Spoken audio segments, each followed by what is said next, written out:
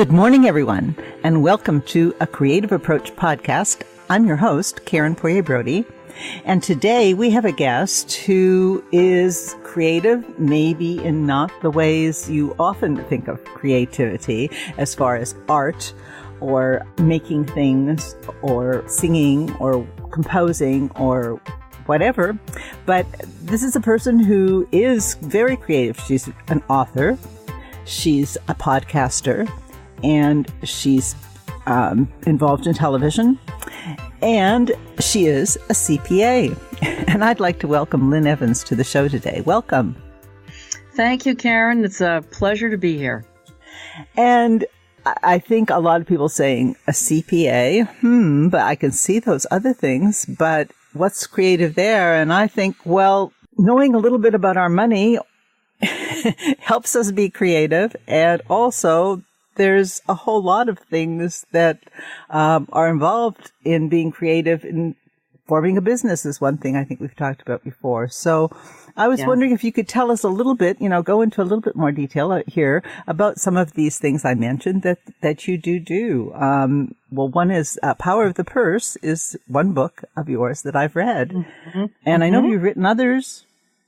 Yeah. I've written a lot of other things, not necessarily other books, but that may be the next thing coming down the pike. Another one, yeah. I have. I've been writing columns for a lot of newspapers and submitted a lot of things, blogs, things like that for years. And I never really, you talk about being creative, and I never thought that was a talent I had. It's until somebody read something probably 15 years ago and said to me, you ought to write more columns about this. I said, really?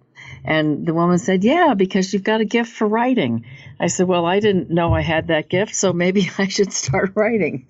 So I did. And it's interesting to me that when I first started writing the column was supposed to be, it was a personal finance column in one of the regional business journals.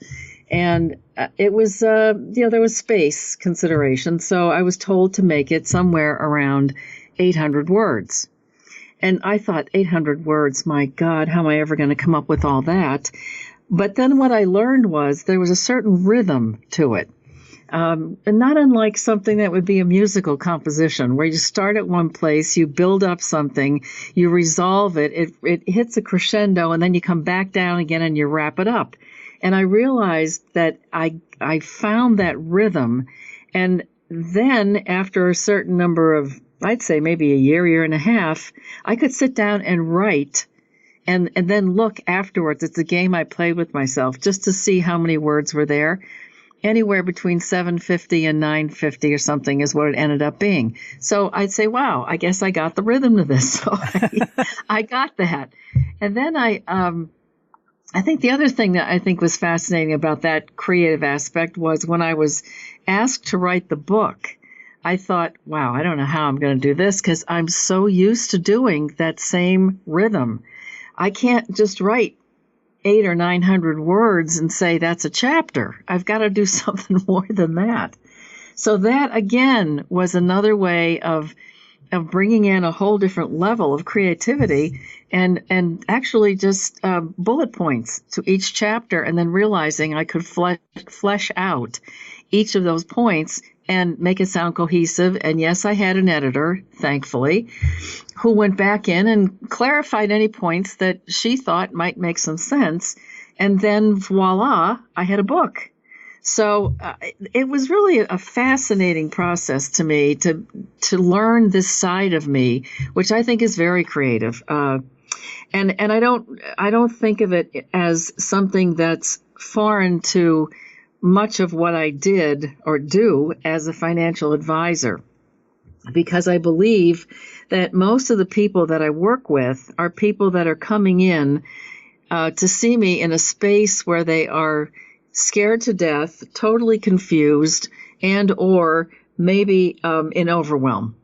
So when you take people from that space and bring them into something that resembles a sense of normalcy or a sense of order, it's an amazing feeling that you know that you've made that difference. It's not about whether or not I got a 10% return on your investments or which ones I picked or whatever it was that feeling that I was left with and the clients were left with that to me was really what it was all about. So I tried to take that experience and put it into that book, which is where I got all the stories from. Because I don't know if you noticed when you read it, but every one of the chapters begins with a story about the topic, and I try to end it with a story on the same topic. I noticed. I mean, I was about to interject here and say that's one of the things I noticed about your writing and how you approach finances is that you're a storyteller.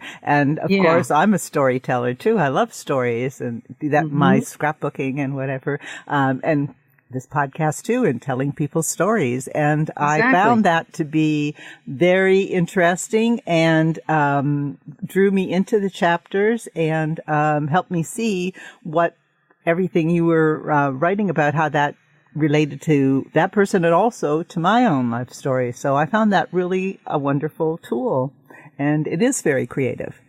Well, thanks. I think that really was the thing that got me hooked on writing the book, was that I could not believe when I sat down to do this, how many stories I had. And in all the years that I've been working with people, it amazed me when I stopped to think about the topic and I thought, oh yeah, this one went through that, or oh yeah, this one did too. And it's amazing when you do it in that context. So yeah, I think we all should again probably say the name of the book if anybody's interested. I think that would be a really good thing. Purse. Power of the Purse. And Purse. It's available on Amazon.com. Exactly. And also, just to interject here, we'll do it again, but I want to let people know where they can find you. So, you have a web address, or how would you like people to contact you? Well, a couple ways. I mean, the other day I was sitting here saying, what are my websites? And I realized I had 5 or 6 of them, which is well, I think we should concentrate on one or two here. The easiest one is just probably Lynn S, as in Sam, LynnSEvans.com. That's where I have all the, what we call the intellectual property, the book and the speeches and all the other stuff. That's where that is. But then if anybody wants to listen to any of my podcasts, it's under powerofthepursepodcast.com. Okay. So that's probably the easiest way for people to find me. Okay, yeah. Well, I always like to get that out there and mention that a couple of times so that people, wherever they come in on this program, they can find out how to find our guests, and finding you is a good thing. And I do recommend the book. I find it very good. As I told Lynn, I had to confess, I've read the book. She has these wonderful exercises at the end that I think would be really helpful for me. And of course, I haven't done them yet, but but now, see, I can put it out in a public forum here that I'm going to do that. And then I'll be committed, right? I'll have to go and follow through because I've said this, announced it to the world. I'm going to hold you to it, Karen. I'm going to hold it to you.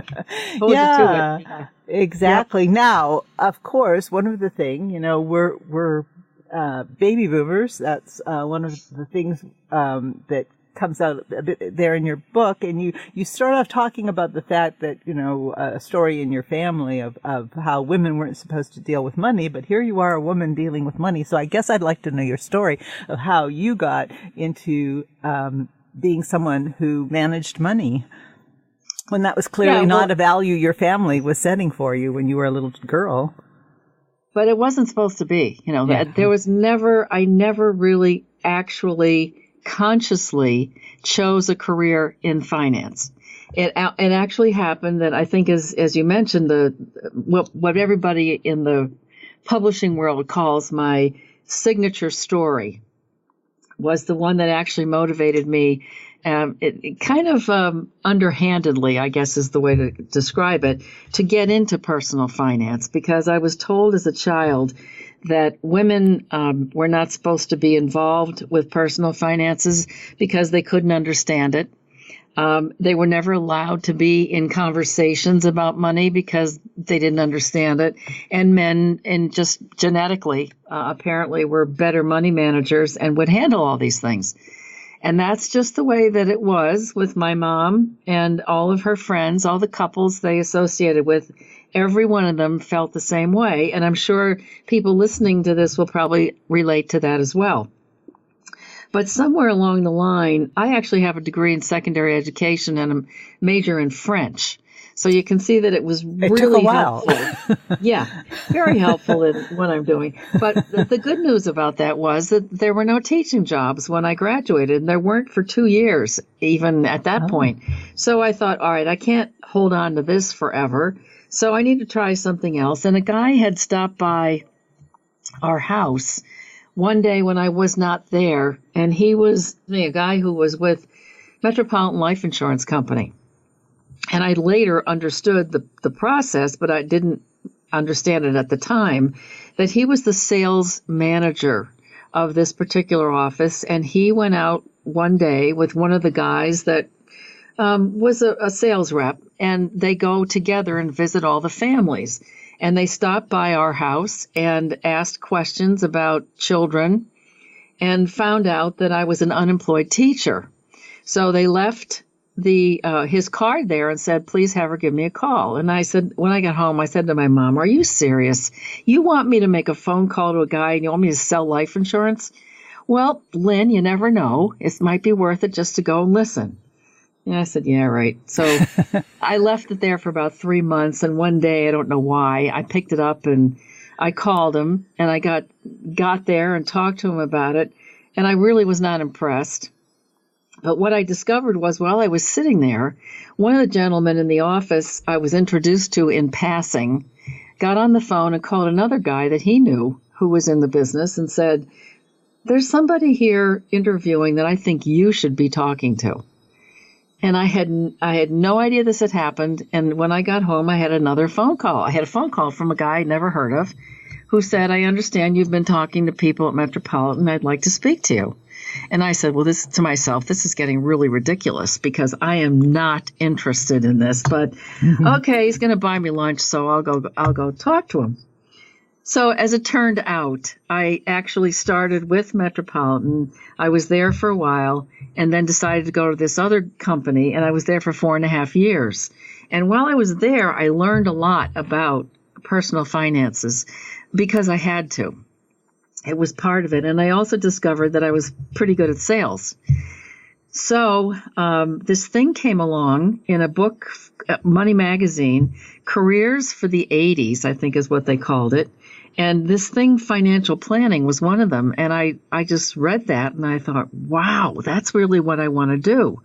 So being naive, as I was at that age, I called every person that was interviewed in the article. And I wanted to know what they did and how they did it. And they were all extremely generous with the information. And so I thought, this is it. This is what I want to do. So at that time, they didn't have colleges that taught the courses. So I applied to the college, which at the time was in Denver, Colorado, and did the entire thing by myself. And I went and took the tests in Philadelphia and Allentown, that was where they held them. And while I was doing that, I thought, well, I might as well get the one for my securities license. So I did that. And all these tests individually would have been enough to derail most any people. But I just was committed to doing this. I said, this is something I really want to do. So I did it. I had a kind of an internship with a guy in New Jersey. And I came back here to northeastern Pennsylvania, opened an office. And it was me and my mom. And we actually typed the financial plans on a IBM Selectric or whatever they're called typewriter with carbon paper. And that's how we got started. And that's what I did. And then it just kept going. And I eventually sold the business to a large regional accounting firm and then came back and started it again on my own. And that's where I am today. So it's been quite a journey. But nothing I ever anticipated. Nothing. Well, that's very interesting. And your mother, I think that's very intriguing because she's one of the people who said, we'll leave the talk about money to men. And then she's there helping you out. How did she feel about all that? Well, she was just so excited that I did this because she thought this was going to break a cycle, and it was wonderful to her. She did all the secretarial stuff for me so that I could meet with clients and talk to people and do the marketing I had to do and all that kind of stuff.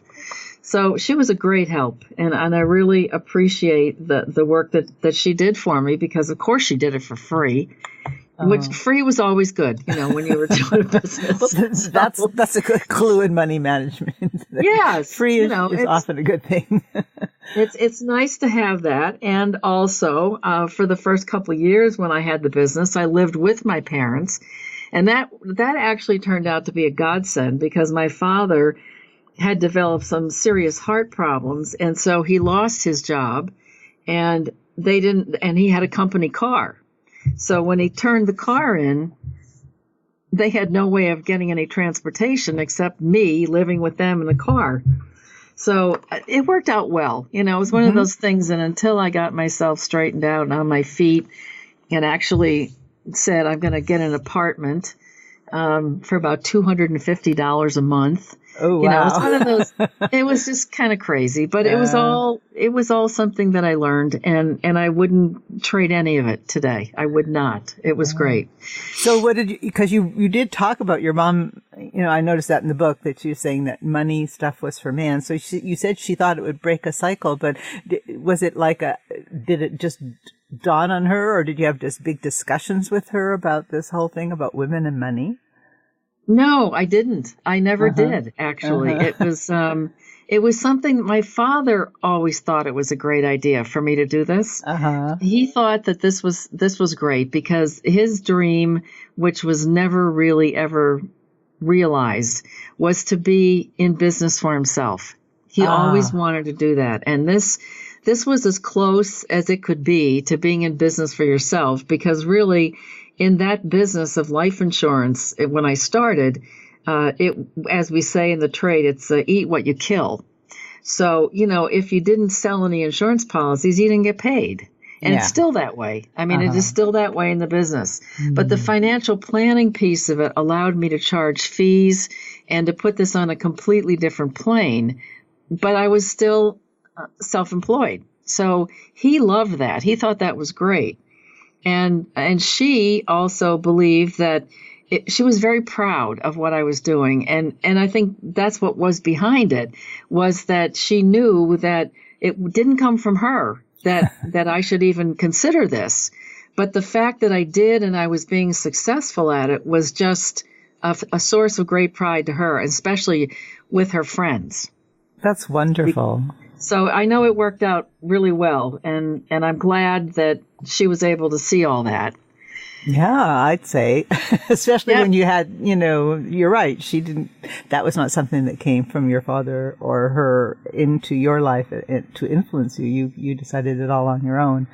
And as far as starting a business, I think we were mentioning a little bit before the show started about how that ties into creativity. And I think, your father saw that in you, that you were starting this business, and we were talking a bit about businesses being creative ventures.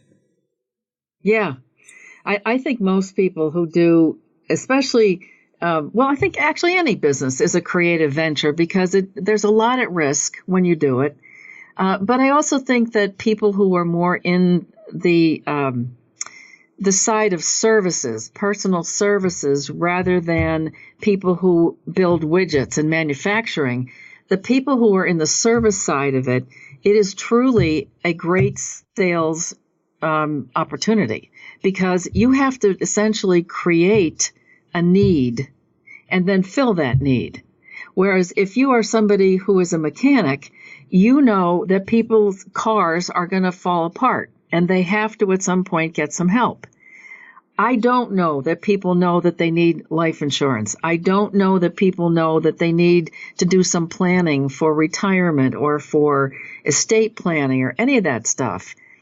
But when you start to talk about it, you open up some things for people to start thinking about it, and then it becomes a business transaction after that. So there's a lot of creativity in the design of how do I get people to walk through the front door. But I think also there's a creativity piece of this, in that when you look at the aspects of owning a business, you are completely free to take it in whatever direction you want it to go. That in and of itself is very creative, because I have always bucked the tide. in whatever transactions I've created with these businesses, I was one of the first, and still am the only, company in northeastern Pennsylvania that is what we call fee only. And that took a big leap of faith, because what that means is that we don't sell any products. I don't even sell any life insurance anymore. What we do is work with a client and say, let's start with what it is that you need, and let me see what I can do to come up with some recommendations.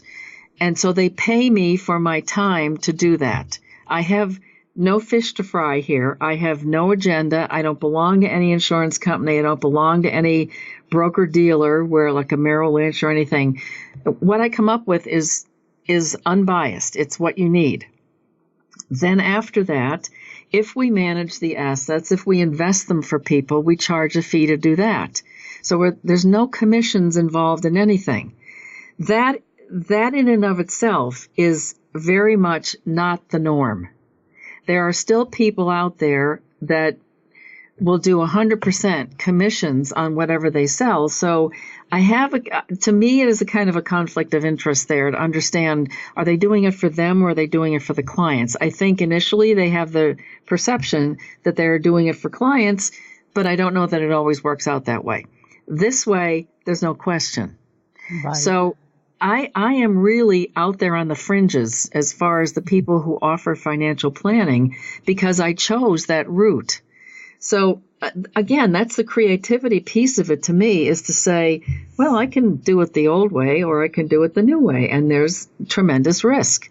And as you and I were talking before we started recording this, I've decided that what I really want to do is venture into another whole area in the world of personal finance. And I would like it to be more of a media presence than an actual physical presence. And so I've started doing the podcasting, which you mentioned. I've also signed up with a women's business TV network, which is a live streaming network, and I will be doing some work with that.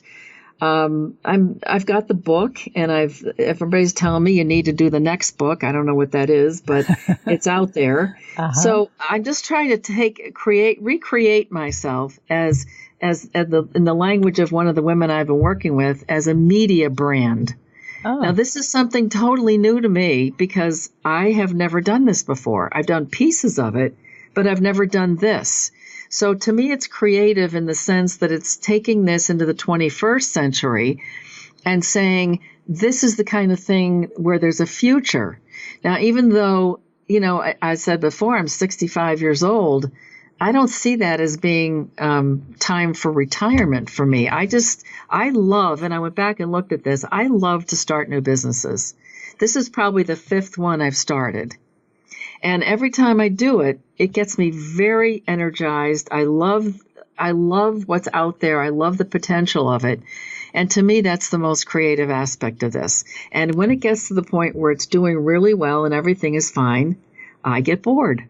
So it's time to move on. I'm looking for the next. Or maybe you need more challenging clients. Maybe I do. Maybe there may be somebody listening who. but I think, the whole thing of, that's kind of an approach to finances too. I think we always have to look back and reevaluate where we're at and where we want to go. And, but that's important when you're creating an art piece, when you're creating anything, including a business, or just looking at how you're going to manage from one month to the next. I must admit, obviously I haven't worked through the chapters. I'm a bit of a drifter on that. I need to be a little bit more concrete so I don't get you into have trouble. Homework to do, lady. I have homework, don't I? Yep. And I bet a lot of us do. So I think, a lot of people who do creative things think about that in terms of a business. And I think it is really hard for people who have had like a regular job to be willing to go out and take a chance that people are going to want their art or their writing or whatever they're doing as they see as a passion of creativity. And it's hard to take that step sometimes. And I think sometimes when people meet defeat, it's hard to get up and go again, whereas you've managed to be very successful and then started something else. I don't know if you have any insights for people about this part of their life. What I'm not saying, what I haven't said, I shouldn't say not saying, but have not said yet, is the times when, I went right up against a wall and put so much of my own energy and personal finances at risk that I felt very strongly that what I was doing is something that I had to get through this. Not necessarily through the wall, but to find a way to get over it, around it, sideways, whatever, and move on. Because, probably the biggest pain, the most hurt that I felt was in 2007, 8, and 9 when the market tanked. There was, we lost half of our revenue. And most people cannot take a hit like that. I'm not saying I managed the business that well that we survived. Fortunately, about 3 or 4 months before that happened, I decided to go to a bank and get a line of credit because I thought, you never know when you're going to need it. And the business is doing really well. So let me go do that. I did. And thankfully, I had that in place, which is what allowed us to continue for years after that. I'm still repaying that line of credit advance that we took. And I was bumping up right up against the maximum amount that I had. And thankfully, the market turned, but I don't know how many people would have been able to do that and sleep at night. So that's what I'm saying. It takes that kind of commitment and tolerance for risk to be able to do that. So it's not an easy path, and it is not something that doesn't have these occasional bumps or hiccups in the road that it really tests you and say, and has you say to yourself, can I get through this? And if it just comes down to a willingness to want to get through to the other side because there's something else over there, that's what allows you to get through it. And I'll tell you, with 2007, 8, and 9, 3 years, or 2.5 years at that point, that was a very, very tough road. And I really thought there were times when I might lose the business. But here we are. And we persevered, and here we are. And finding new areas to explore as well, which is, exactly. I think that's one thing people need to remember is that in a creative life, there are usually more opportunities, and they may not always show up right away. But if you persevere and if you really believe in something, eventually you'll probably find the path to having what you want. Yeah, and I think the other thing that's important to remember, too, is there's not necessarily one path. There are a couple. And I've looked at several things right now that I really, really dug deep into them and thought, this is a great way to make some money. But then when I thought about it, I said, it's just not, I hate to use the word because it's so overused, but it's not resonating with me. There's something missing in it. So I'm going to pass. And I've done that to a couple of people who said to me, what, are you crazy? No, I'm not. I think maybe it's age, maybe it's experience. I don't know what it is. But I've learned that when something just doesn't feel like it goes click, then it's not for me, or it's not for me right now. So I keep these things on the back burner, but I love the idea that there is so much opportunity and potential out there. And that's the way I see it. Yeah, well, it's good to have optimism and to have faith in yourself. I think those go a long way. And but knowing a lot of things helps. I think, you have a good solid background and years of experience, and I think that pays off too. Because just being able to research things and understand things and then getting good help. So when we have problems, we turn to people like you to help us figure out the stuff that we're not so good at.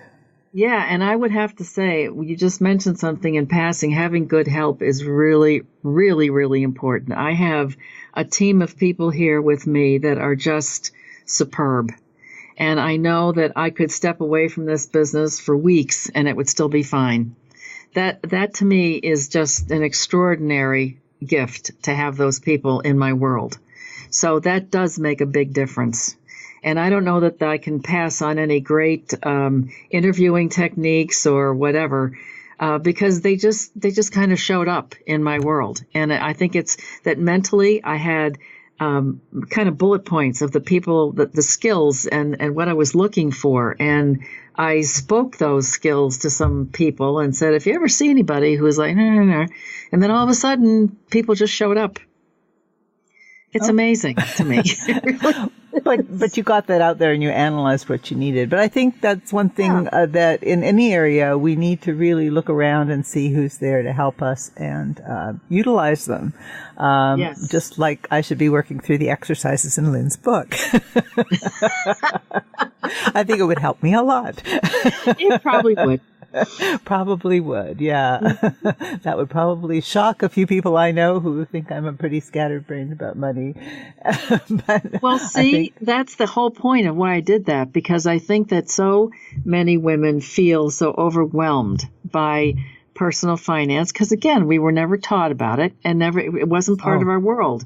So the reason for those 2 or 3 little action steps, we've often referred to them as baby steps. But they are just opportunities for you to get a handle on some piece of that, whatever that topic was, and to give you self-confidence to say, okay, I did that and I figured it out and it's fine. What's next? And then you go on. And it's just really, to me, it was a bridge to help women get from a lot of things that were in a concept and then bring it into their lives.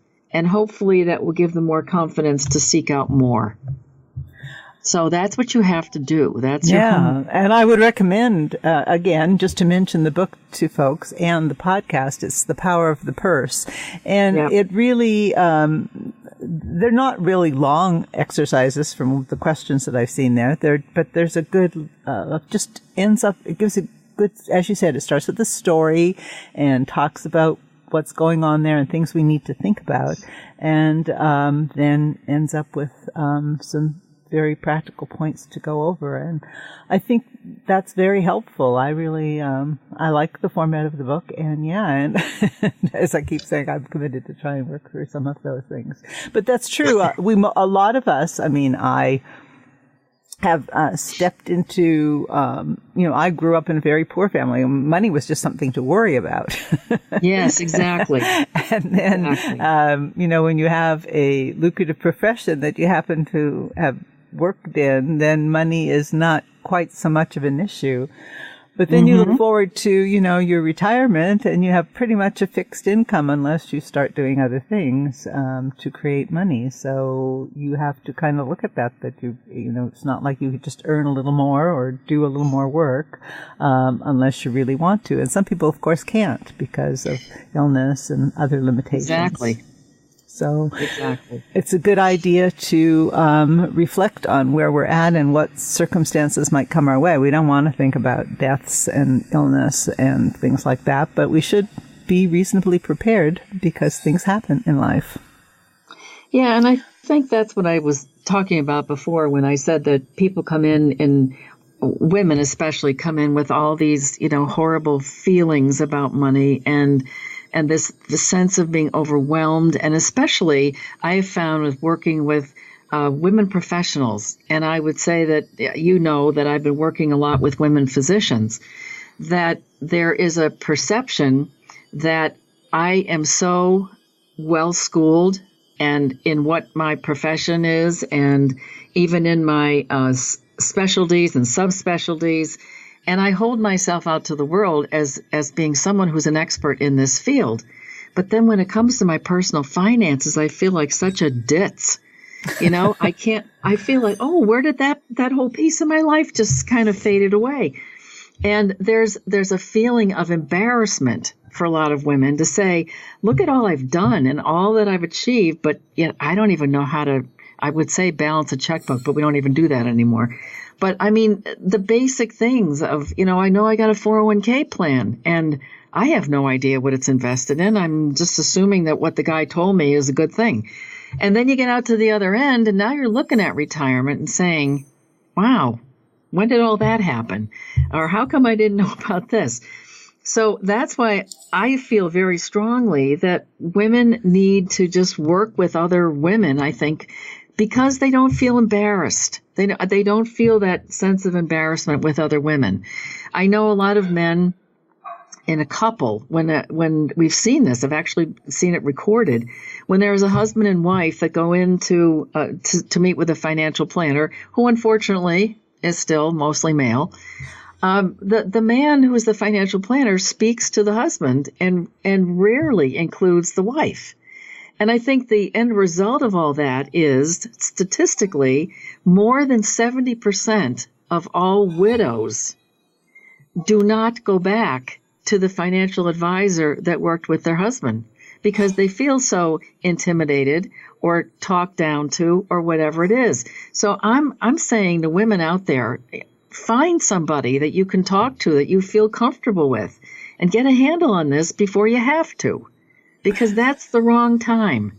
Going through a divorce, stepping into retirement, becoming a widow, job loss, those are major events in life that you don't want to walk into them blind financially. So let's get on with the doing it now while you can, and then you're prepared for all these other things. It just makes more sense.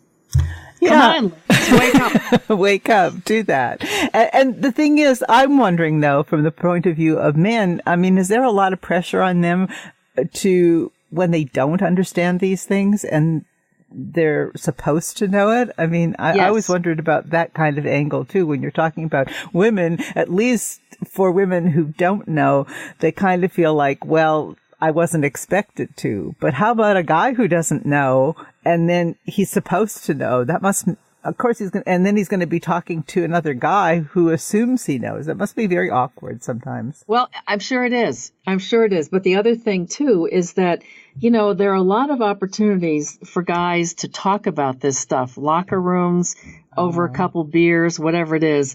And I know there's still that, testosterone thing about, well, I got into this thing and I made 20%. What are you in? Well, I don't know. I'm in this and I don't know how much I make. But they talk about it. There's conversation about it. They have point of reference. Women don't even talk about money. Right. When is the last time you were in a conversation with anyone else about your 401k plan or, what you're saving for retirement? It just doesn't happen. Not. But you talk in your book about money circles, about women getting together to do stuff like that. Money circles are great because it gives everybody an opportunity to sit down and share what they think and what they feel about money. It's a great idea. Yeah. So, there's good ideas like that. I said, there's a lot of good stuff here. That's one of the reasons I have to have Lynn on my show, is talk about the creative stuff when it comes to money and money management and planning. Yeah, it's all really good. So if people, I think, we've given some people some things to think about. And then, of course, we want to get them back to, checking out your book, which is available on Kindle as well as in paperback. So that's The Power of the Purse by Lynn S. Evans. And again, where can people go to find you? I think the easiest would be to go to my website, one of several. You just Google me, Lynn S. Evans. You'll see it pop up everywhere. But lynnsevans.com is one. powerofthepurse.podcast.com. Probably they're the easiest ones.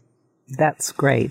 Well, I have really enjoyed having you on the show today, Lynn. I think, I've made a commitment to work on some things about my own personal finances. I hope we've given some people some ideas about things that they can think about and being creative in their financial lives.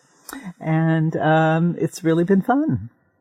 Thanks. And I also want people to know that, even though I'm in Pennsylvania, I can still help them no matter where they are, except outside of this country. So for now, we'll just let it be that. So if anybody needs some help or wants some questions, I should also say that on my it's lynnsevans.com. There's a space there where you can say, I'd like 15 minutes of your time, Lynn, to talk about something personal. So please, on the website, go look for that, because it would be helpful. If you want 15 minutes of my time for free, I'd be happy to talk to you. Oh, I may be taking you up on that. Okay. All right. Well, that's really a good point. So for our listeners, do go to lynnsevans.com and check out what she has to offer there.